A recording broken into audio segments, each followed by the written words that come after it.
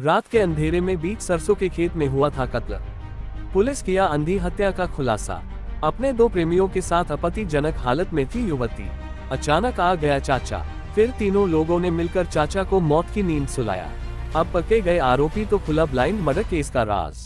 आपको बता दे, पूरा मामला यूपी के रायबरेली क्षेत्र अंतर्गत शिवगढ़ का है, जहां मर्डर के खुलासे से पहले लड़की के दर्जनों प्रेमी पुलिस पूछताछ में पिटे थे। फिर लास्ट सीडीआर से पकड़े गए असली कातिल, और कई मोबाइल एक साथ ऑपरेट करती थी लड़की। रायबरेली के शिवगढ़ थाना क्षेत्र में खेत में मिले मिस्त्री सहजराम के शव के मामले में रायबरेली पुलिस ने खुलासा किया है। पुलिस ने मृतक सहजराम की भतीजी रिया व उसके दो प्रेमी संजीव कुमार पुत्र राम किशोर व हर्षित पुत्र हरिश्चंद्र निवासी दोस्तपुर थाना बछरावा को हिरासत में लेकर जब कड़ाई से पूछताछ शुरू की तो उन तीनों ने अपना जुर्म कबूल लिया। खुलासा करते हुए बताया गया कि रात के अंधेरे में सरसों के खेत में लड़की अपने दो प्रेमियों के साथ संबंध बना रही थी। तभी अचानक चाचा सहजराम मोबाइल टॉर्च की रोशनी में नजदीक आ गया, तो तीनों ने मिलकर चाचा का मर्डर कर दिया था। लड़की ने ही कॉल करके दोनों प्रेमी एक साथ बुलाए थे। लड़की के बारे में पता चला कि वह मोबाइल पर अश्लील फिल्में देखती थी। शायद उसी से प्रभावित होकर एक साथ दो युवकों के साथ संबंध बना रही थी। अब आइए सुनाते हैं क्या कुछ कहा एडिशनल एसपी नवीन कुमार सिंह ने।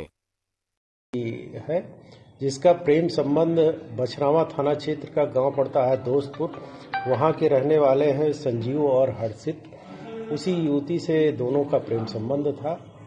उस दिन मृतक बगल के गांव दुजई खेड़ा में स्लेब डाल रहा था और अपने घर रात में लगभग 12 बजे शटरिंग का कील लेने आया था।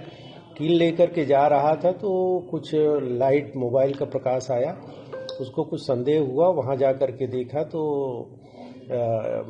युवती और ये उसके दो प्रेमी वहां मौजूद थे और फिर उसी में आपस में कहासुनी हुई। कहासुनी के दौरान तीनों ने मिलकर के सहजराम की हत्या कर दी।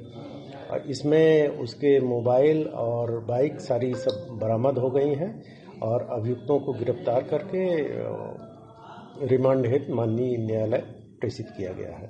सर, ये ब्लाइंड मर्डर था, पुलिस पहुंची कैसे थी हत्या में? बहुत जल्दी खुलासा हुआ है। इसमें हमारी फील्ड यूनिट की टीम और सर्विलांस की टीम और मैनुअल जो मुखबिरी होती है, जो पुलिस की परंपरागत विवेचनात्मक कार्य पद्धति है, उस आधार पर हम लोगों ने दो टीमें बनाई थी।